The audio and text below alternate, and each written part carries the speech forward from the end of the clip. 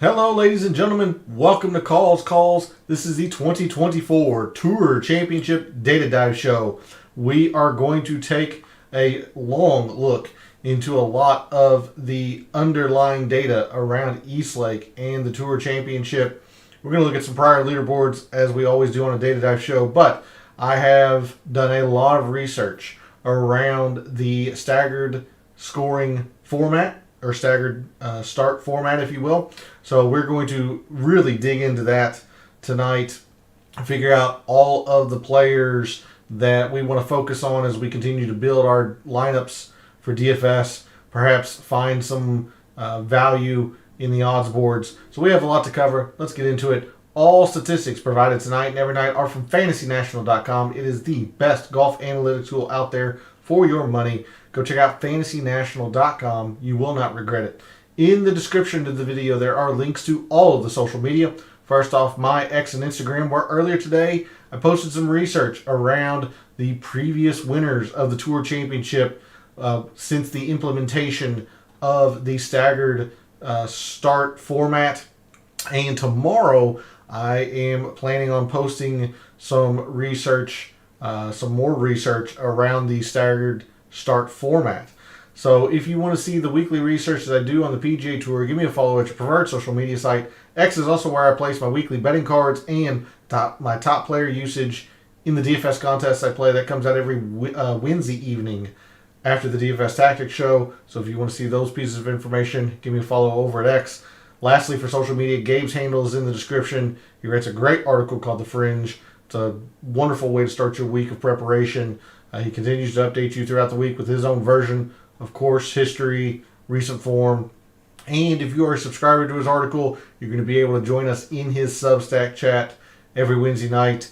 We talk about game theory, favorite areas of the price board, favorite plays, players who we're avoiding. And the only way you're going to be able to join us, again, is if you are a subscriber to his article. His link is in the description. Make sure you are subscribed to that article. It is free to do. And show him some support. Follow him over on social media. Finally, we are live. Chat is open. Want to hear from you all. If you made any wagers for the Tour Championship, what are your early thoughts this week with the course changes? Any players you are gravitating toward early on this week for the Tour Championship? So feel free to jump in chat. Or if you aren't able to catch the show live, put it in the comments. But we have a lot to get into. So let's dig into the weeds of the data for the 2024 Tour Championship. And we are going to start, as we always do on a Monday evening, over at the extended forecast look for Eastlake and the Tour Championship this week. Not a whole lot going on here. Most of the time, Eastlake is pretty calm as it is. And I don't see a whole lot here in terms of a forecast either. Very calm on Thursday. We might get a thunderstorm, Atlanta might get a thunderstorm late Thursday evening. It's going to be very hot, as it always is at this time of the year in that part of the country. High of 100. Highs approaching the mid to upper 90s on Friday with very little wind on Saturday. Sunday looks more the same. So it looks like wind will not be a factor this week at Eastlake. So there's a look at the extended forecast so far, and we'll keep an eye on this throughout the week.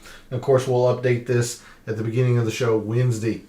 But with that, we're going to move to Fantasy National, and let's cover a couple of quick things here. The first thing I will check or recap for you all. Let's take a look at Don Ross Designs. Again, this is not my favorite filter this week due to the fact that there's just not a lot of sample size. 15 rounds is the most from Sungjae. You see Wyndham from this year, and then like the U.S. Open's not or hasn't added that flag to use some database terminology.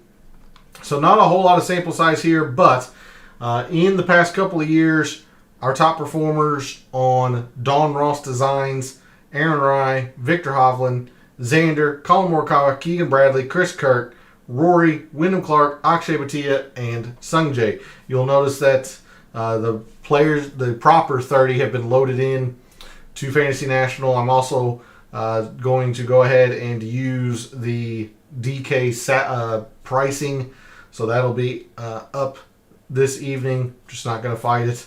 So we took a look at that last night a little bit, but the filter that I'm most intrigued by this week is the long course filter, over 7,400 yards. Eastlake has been lengthened significantly since last year. If you have not seen or heard, I encourage you to check out the initial research show from last night. I went into some pretty good detail on the changes around Eastlake at the beginning of the show.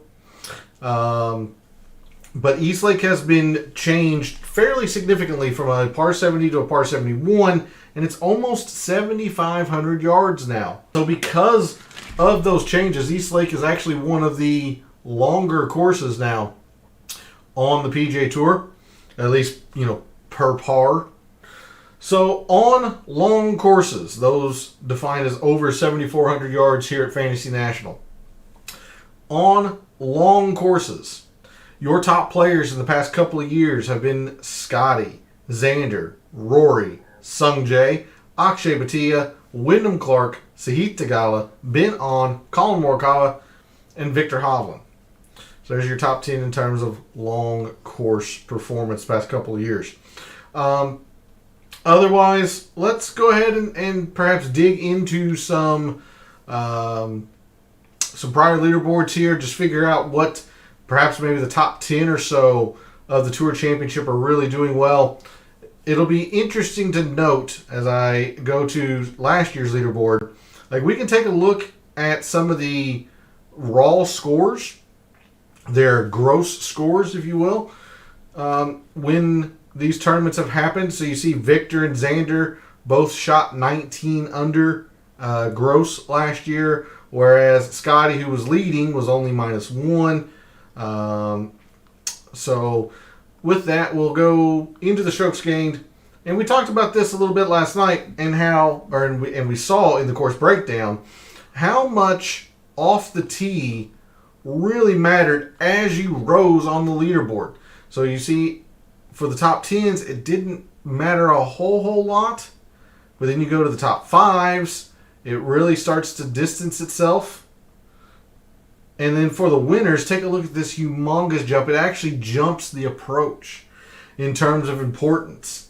So it'll be interesting to see if that coincides or we see that in these prior leaderboards. So taking a look at last year, indeed, Viktor Hovland looking like he probably led in off the tee. He certainly did. Same amount as the approach, 4.8. But honestly, there weren't that many players positive in approach. Look at this. Only, what's this, 2, 4, 6, 8, 10, 12. Only 13 of the 30 last year were positive in approach. So interesting to note that. Xander, Morikawa, Cantlay, to be expected. Very premier iron players. But we take a look here. The top 13 just due to ties, so it's more than half the field. If you wanted to cut it, you could maybe look at the top 8. But Scotty did not hit his irons very well here last year. Every single player in the top 8 positive and off the tee. Of course, players that are playing pretty well, they're going to be making putts. But it looks like Sepp Straka led in putting. And it's important to note that because he started at even par last year and moved all the way up to inside the top 15. So quite a climb for him. Rory putt well, Xander, Victor. But there's a look at last year's leaderboard and the importance of the off the tee. If we look at 2 years ago, when Rory won the second of his staggered start tour championships, not as much in off the tee, but you see most of the players still pretty darn solid who finished in the top. You see the top 10 here.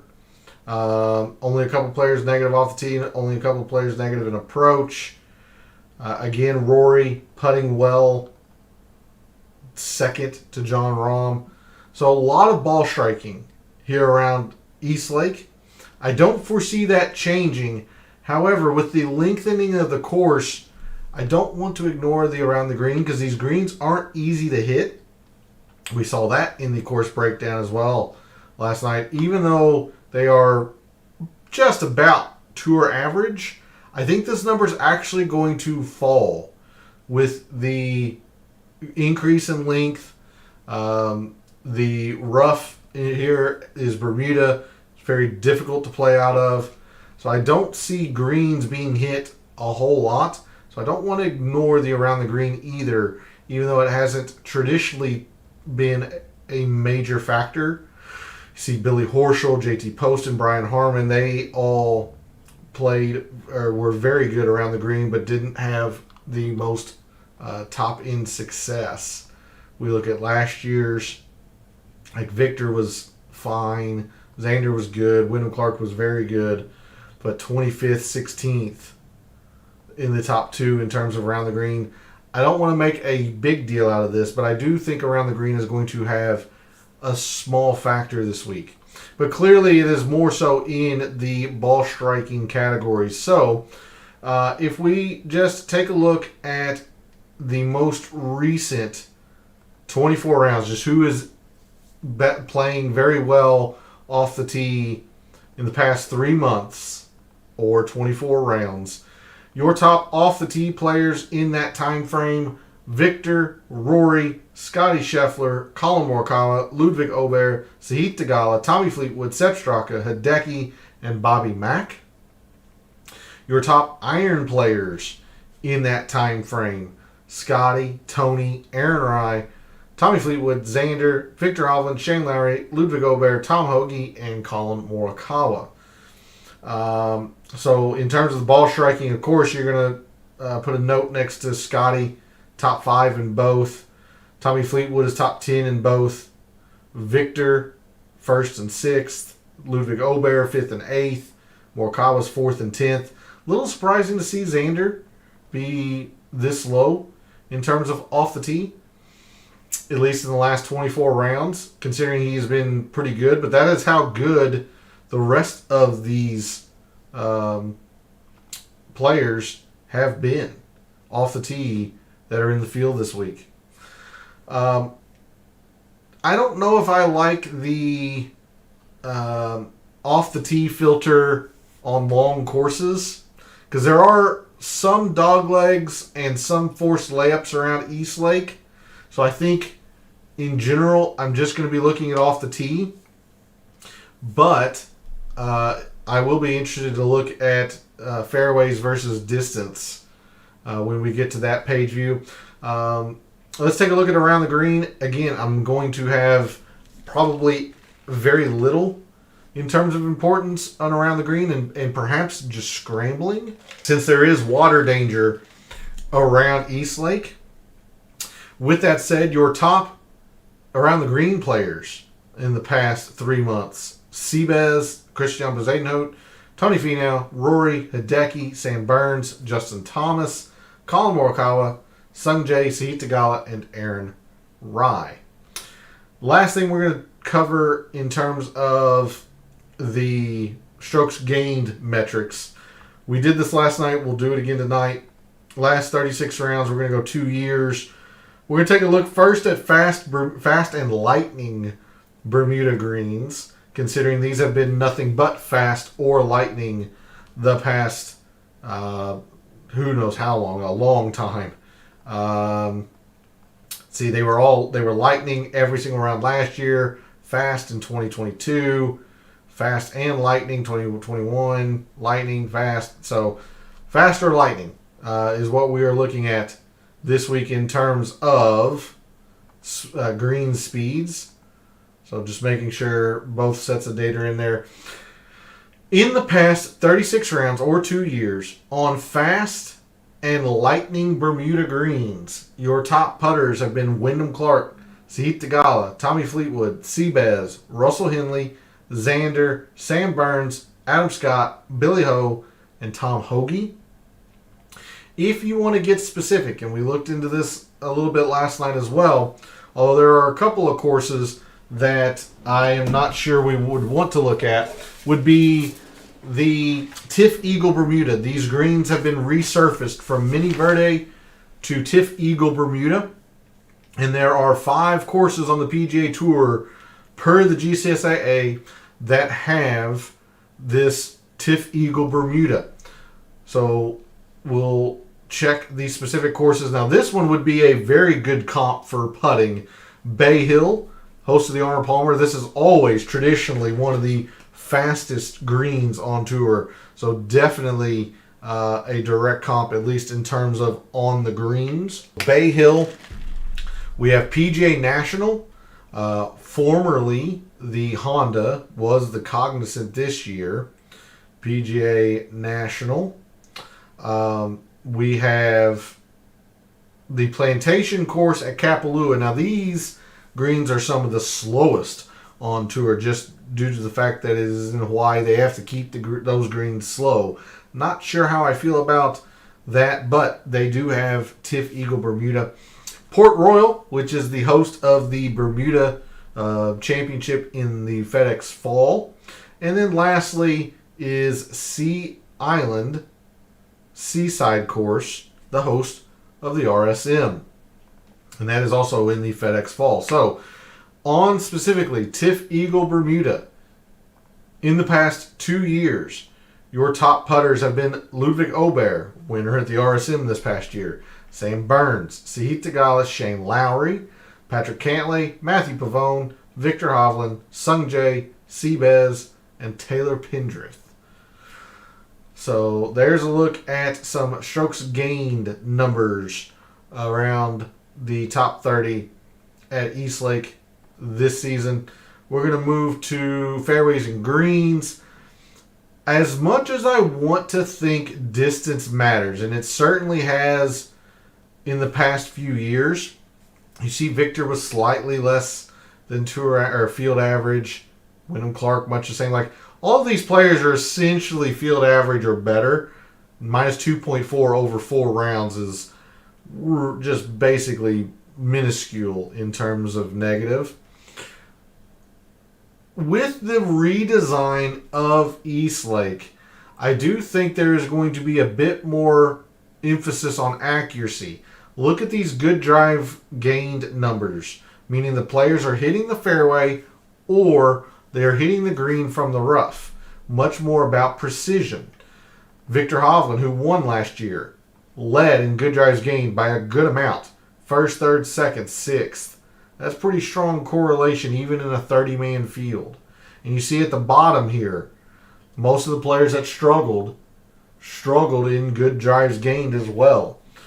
20th, 23rd, 25th, 29th, 27th.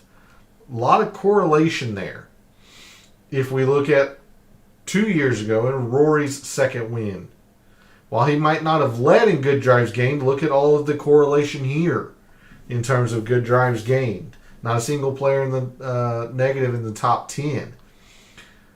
Corey Connors, that's generally their game. They didn't play well that year, but again, you go to the bottom, the players that really struggled in good drives gained. 29th, 24th, 27th, top 20, Rahm 15th, sure.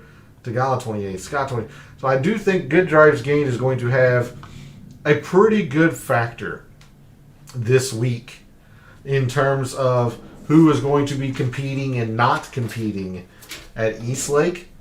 And we did this for the FedEx St. Jude, so I'll do it again this week for Eastlake, is to take a look at the courses that have Bermuda Rough. Bermuda Rough is notorious for being tricky to play out of. You aren't able to judge spin out of there. And I heard earlier today, which was a very solid point, something that I just simply wouldn't know since I'm not a grass expert or a grass enthusiast. But anytime you put new greens in, they're generally firm. And you're not going to get the receptive spin that you're used to. And these greens, all of these greens were completely redone, changing from Mini Verde to Tiff Eagle Bermuda. So it's going to be that much more imperative that a player be in the fairway to control their spin this week. And you think about the Colonial this past year, because those were brand new greens. Now, I don't know if it's going to play as difficult. I'm sorry. It's at the Colonial, the Charles Schwab. You think about how difficult that played. I mean, Davis Riley was your winner at 14, but no other player reached the double digits. -5, finished top 5. It was very, very difficult this year at Colonial. Those were brand new greens. Now, again, I'm not saying it's going to be that difficult this year or this week at Eastlake, but it's going to be fairly similar in terms of how difficult it is for players to control their spin if they aren't in the fairway on these new greens. So we will move to the Fairways and Greens page view. And the courses that are listed per the GCSAA that have Bermuda Rough, we're actually going to look at Colonial. Host of the Charles Schwab we just looked at. We have the Plantation course. Also has Bermuda Rough. We have the Sedgefield, host of the Wyndham. Sedgefield. The Stadium course, which is the host course at the Amex. So this would only be 2 of the 4 rounds for that week. But it still is listed as having Bermuda Rough. We have TPC Craig Ranch, host of the Byron Nelson. And then finally it's Waialae, host of the Sony Open. So if we apply those course filters, and TPC Southwind. I need to include that one. My apologies. So we'll go to TPC Southwind. There it is. Yep. So those 7 courses have Bermuda Rough per the GCSAA tournament fact sheet. On courses with Bermuda Rough in the past 2 years, your top good drives gained players are Aaron Rai, Scotty, Colin Morikawa, Chris Kirk, Russell Henley, Akshay Bhatia, Sepp Straka, Matthew Pavone, Seabez, Tony Finau, and Tommy Fleetwood. There's your top 11 just due to ties. But I do think this plays a fairly significant role this week. You might not agree with looking at the filter of Bermuda Rough, and that's fine. We'll take a look at some of this data without this filter. But I did want to lead off with this, considering we did this with the FedEx St. Jude. We did this for Wyndham, and it worked pretty well, I felt. So we'll remove those filters.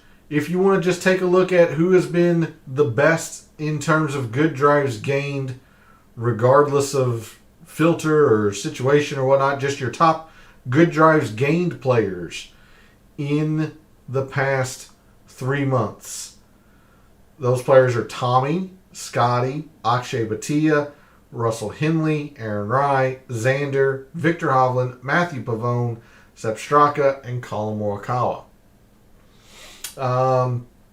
Again, I think I'm pretty well dialed in to, or settled, I should say, on looking at the accuracy as opposed to the distance this week.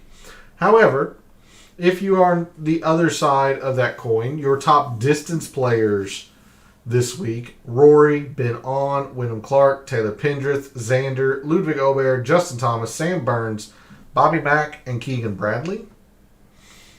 And then I do want to look at some scrambling.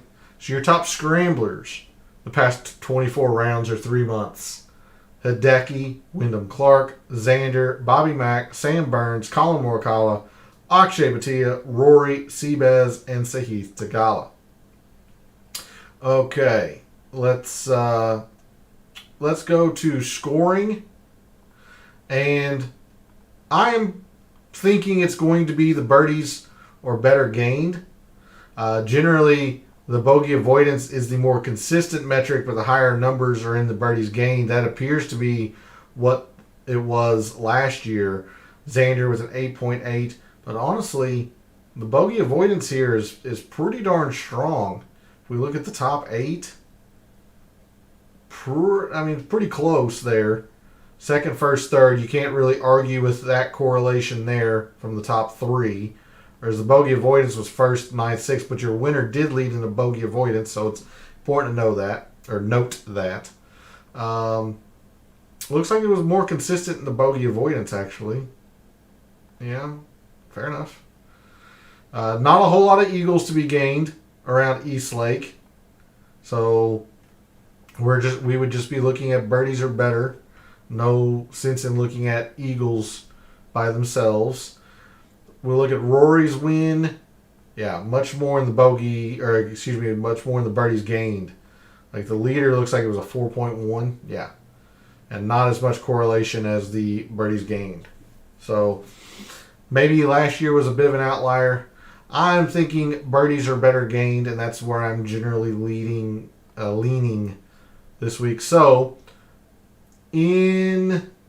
let's expand this because I'm going to look at birdies are better gained, even though we're not looking at a scoring filter, because I don't think this is as easy as people want to make it out to be.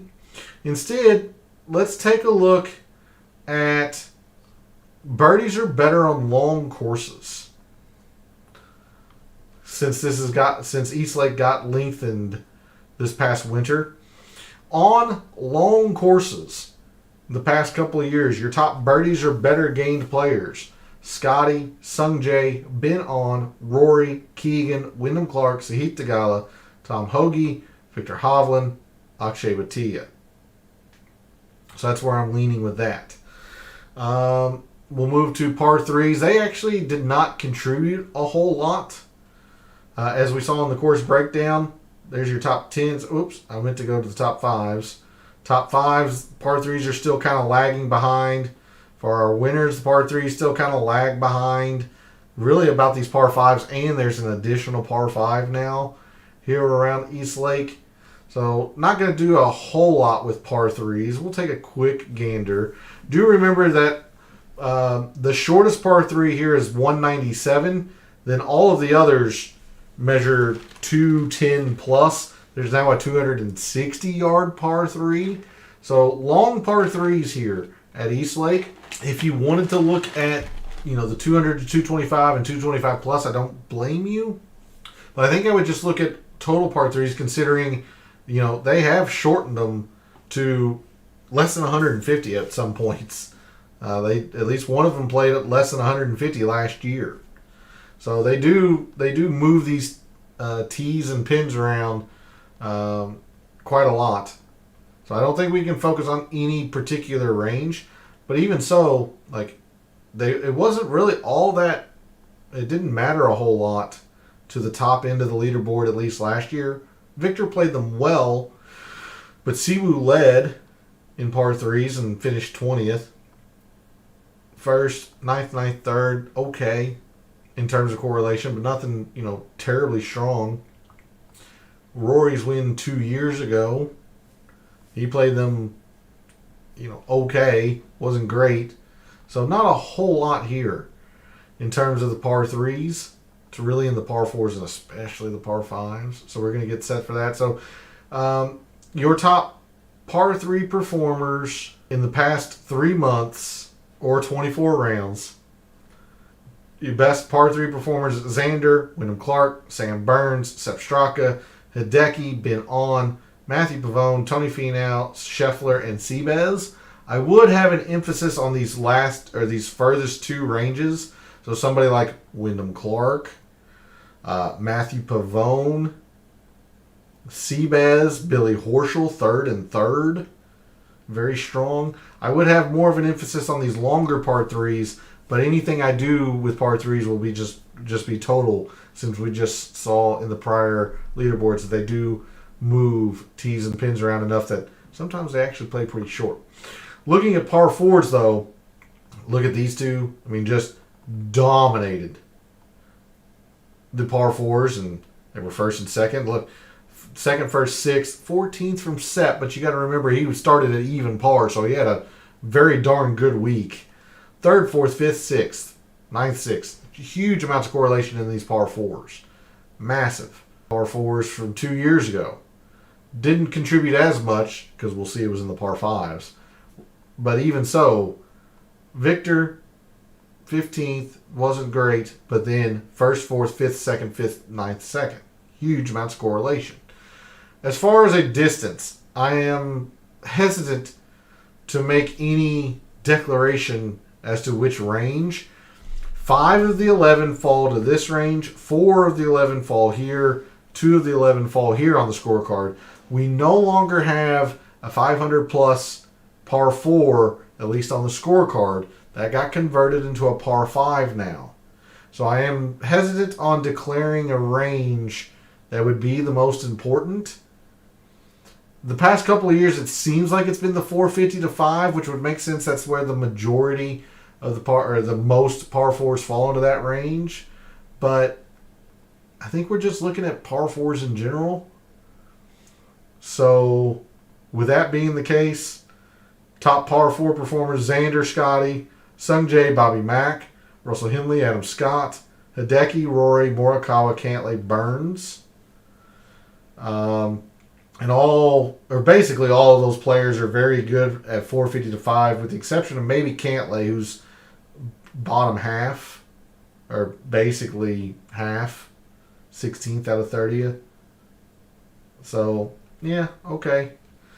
And then par 5s is really where it's at here at Eastlake, especially now with an extra one. I know Victor didn't play them very well, but again, from the course breakdown, par 5s was most in the top 10s. You look at the winners, huge amounts of par 5s here. Huge amounts. So we're going to be looking at some par 5s, especially now that there is an additional one on the course.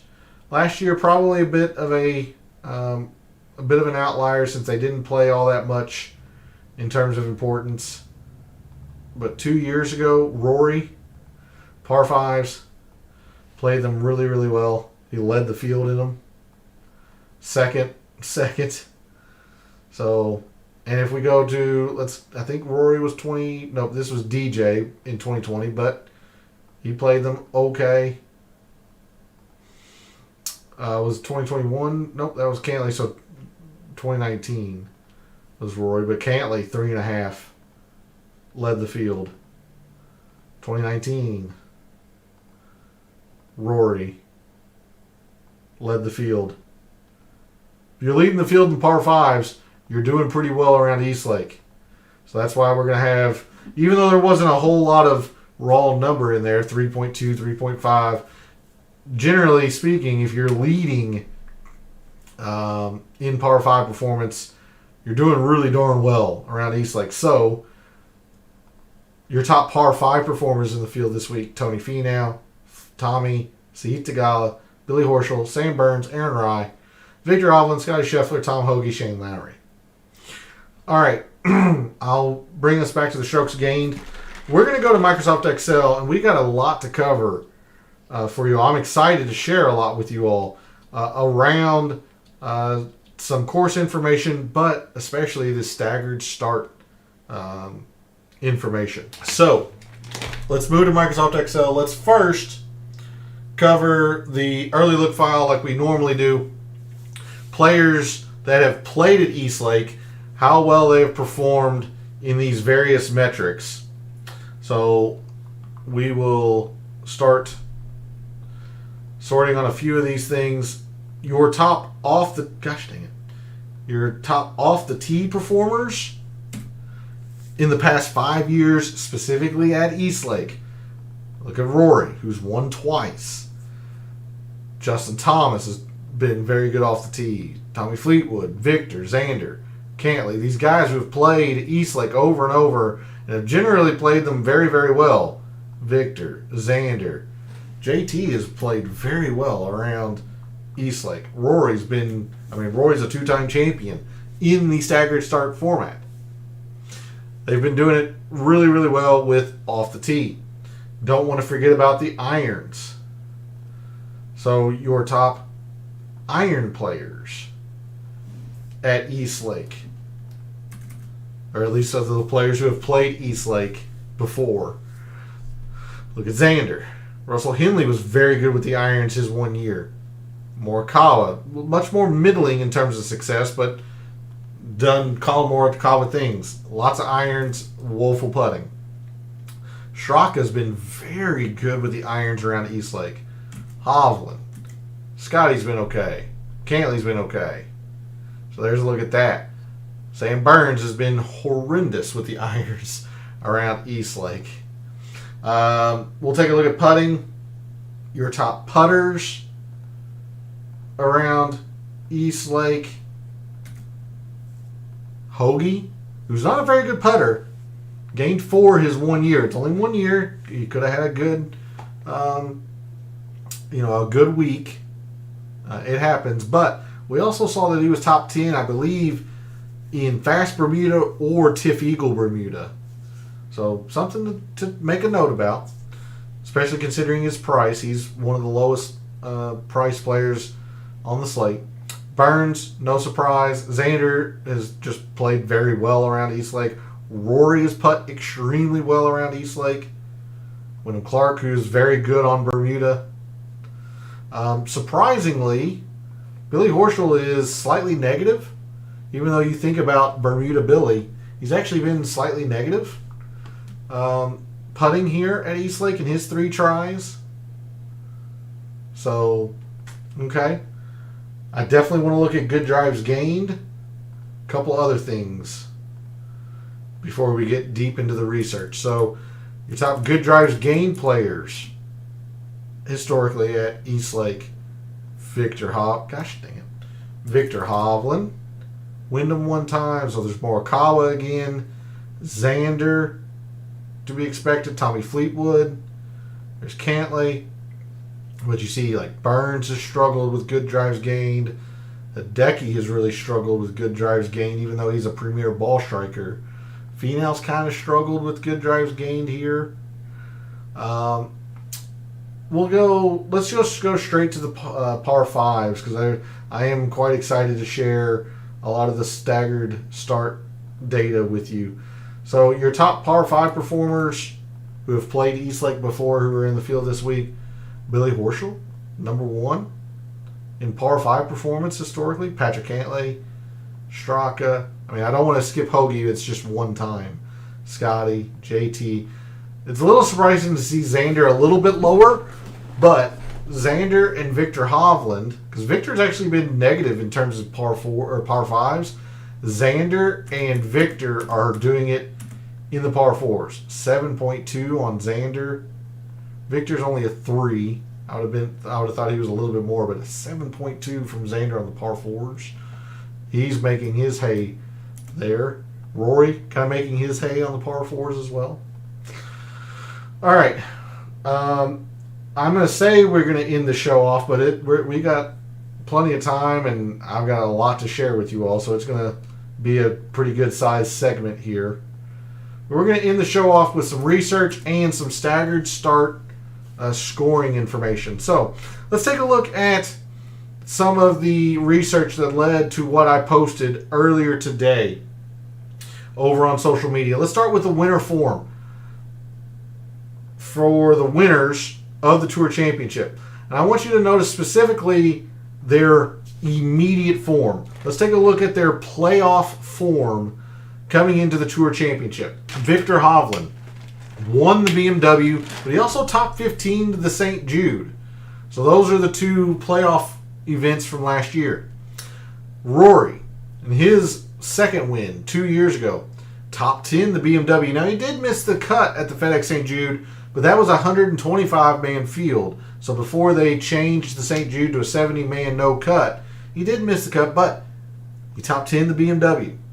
Patrick Cantley, when he won the BMW, another top 15 at the Northern Trust.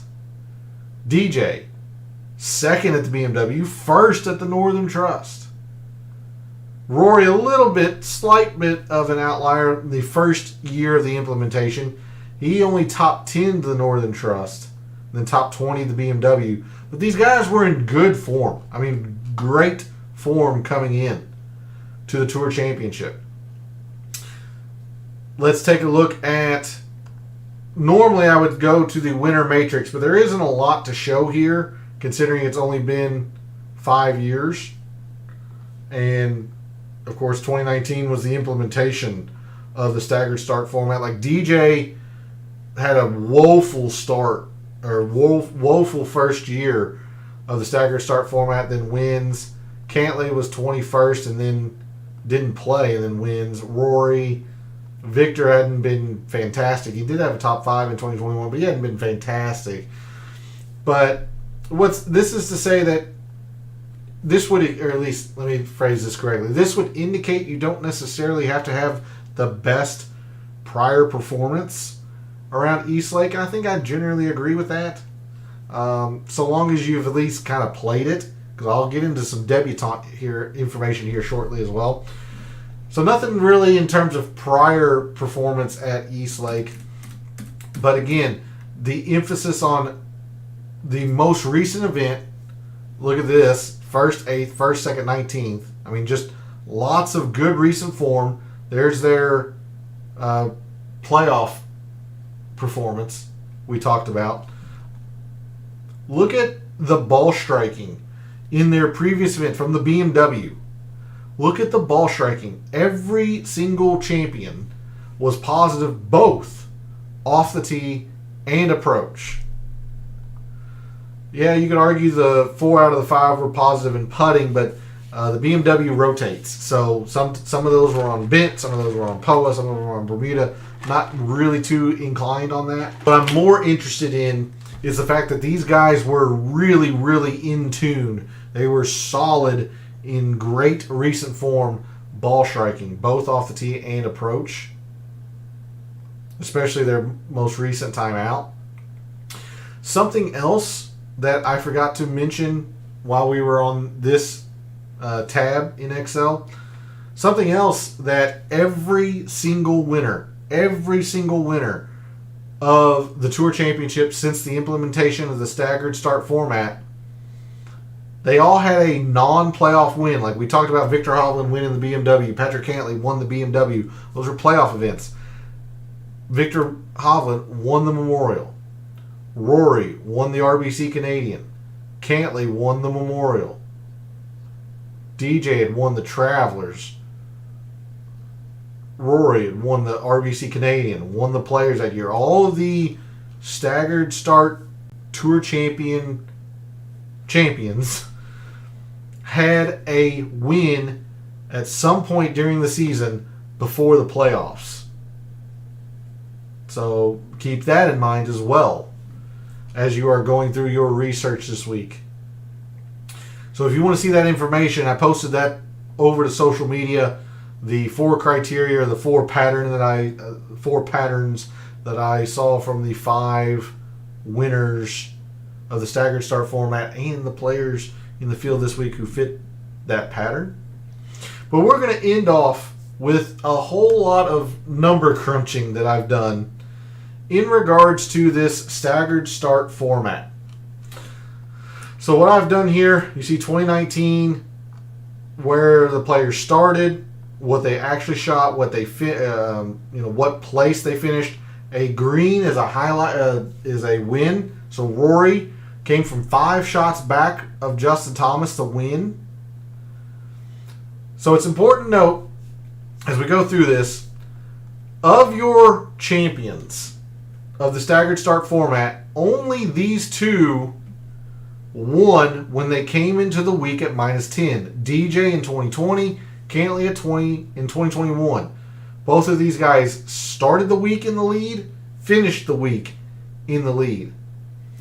Now last year, Victor Hovland started in second, -8, shot a ridiculous 17 under. I mean, just amazing. Played very, very well.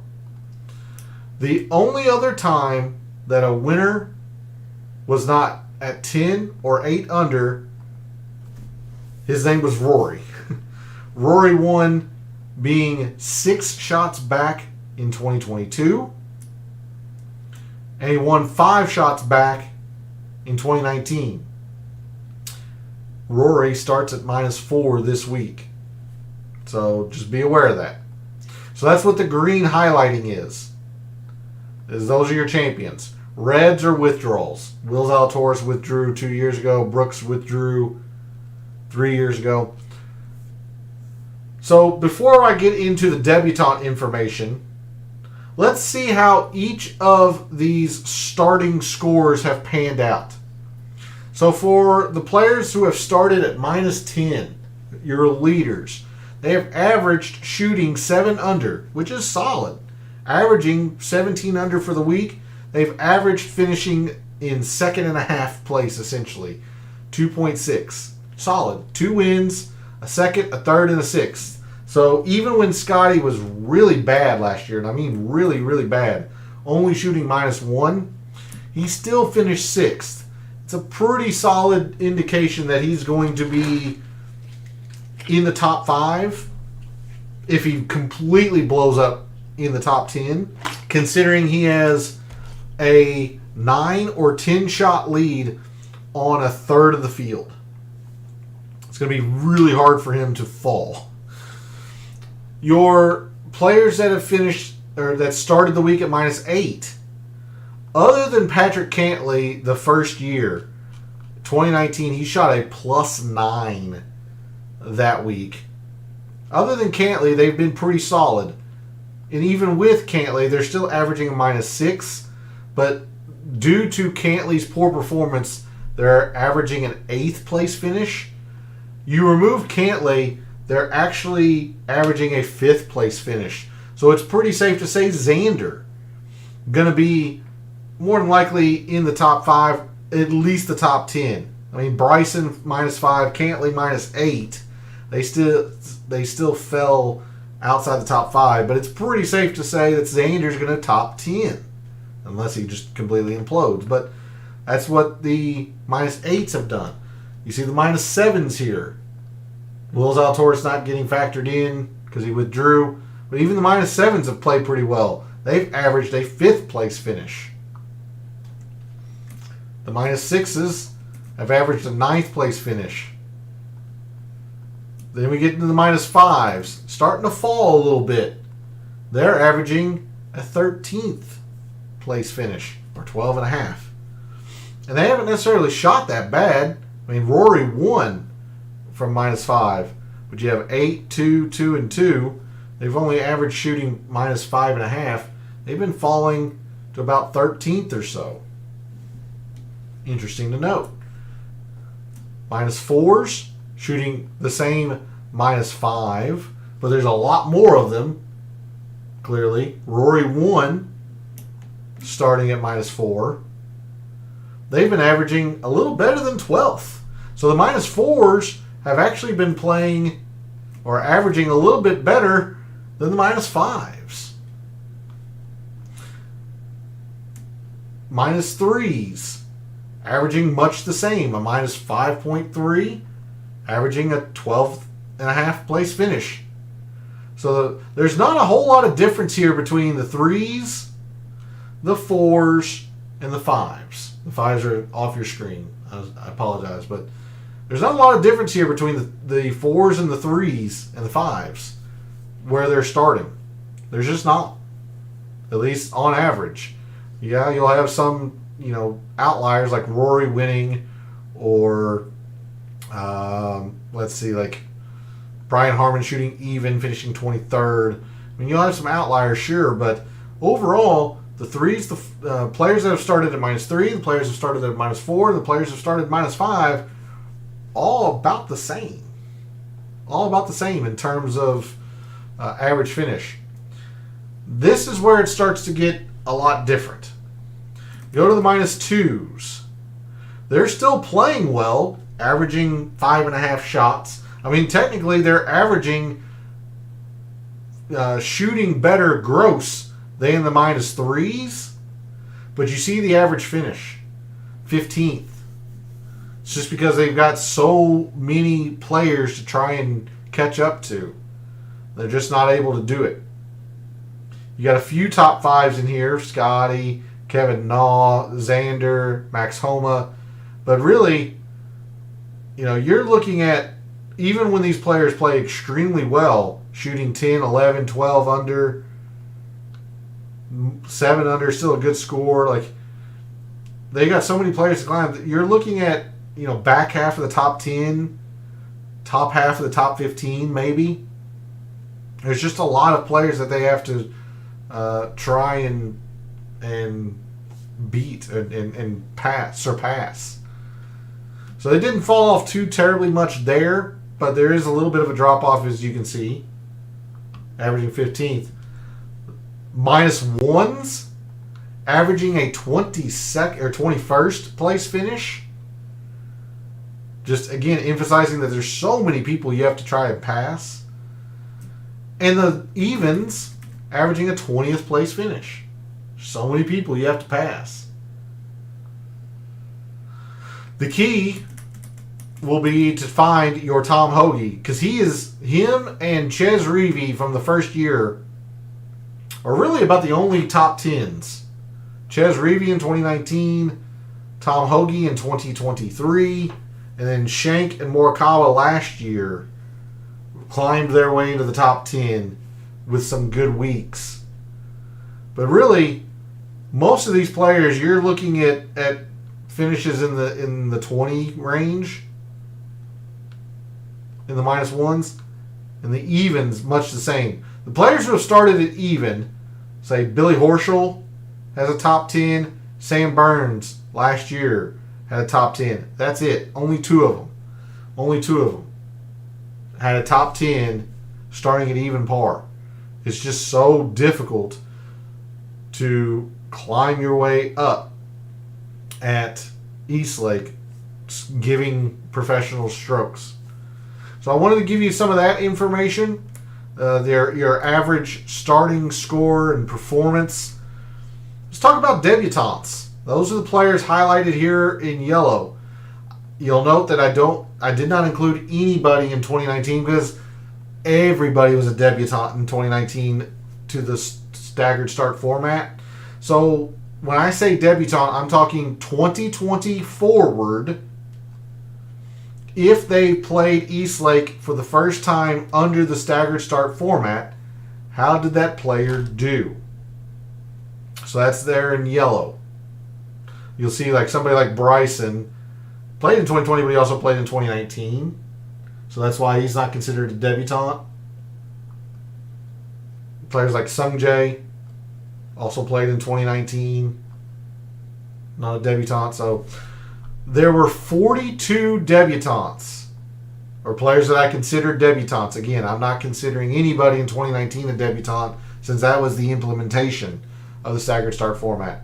There were 42 debutantes, and they ranged everywhere from -5 to even. Most of them about in the -3 to -2 range. In fact, I can give you what the average is here.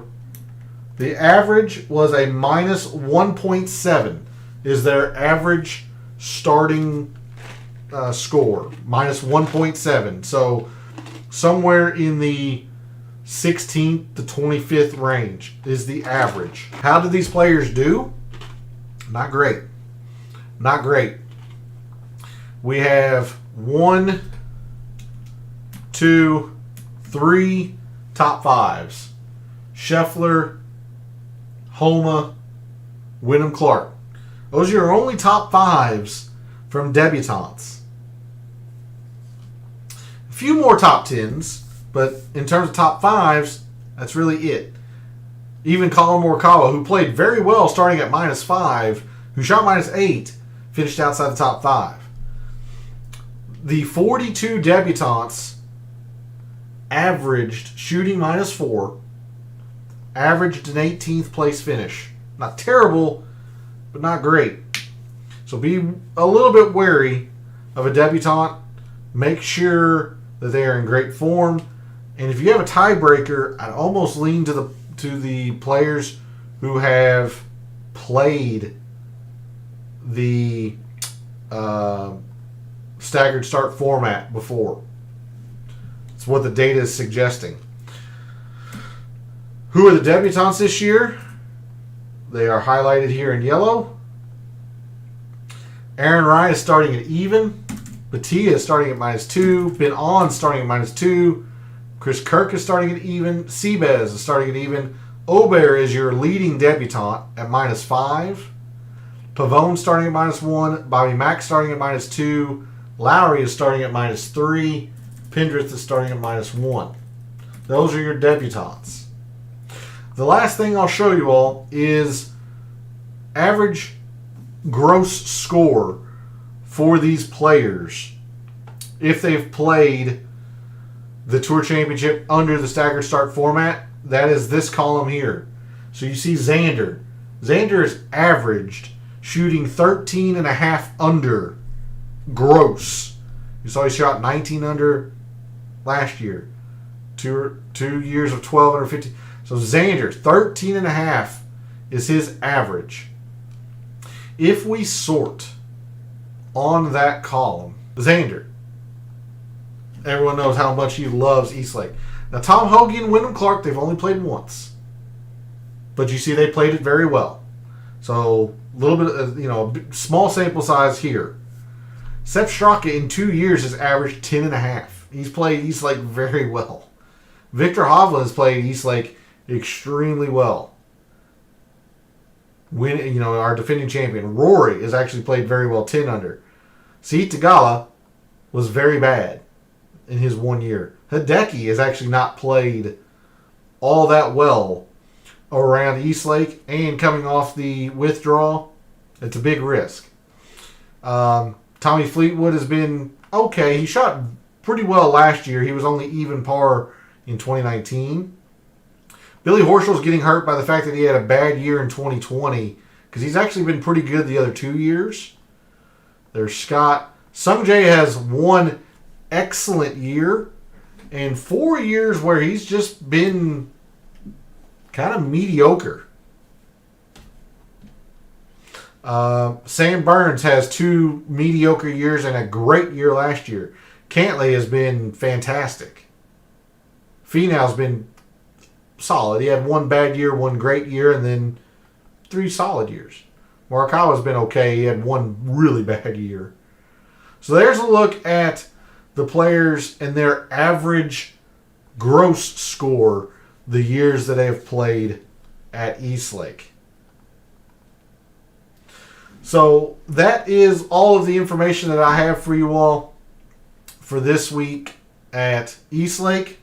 I hope it was very informative for you all. I know it's very data intensive, but that's just what I love to do.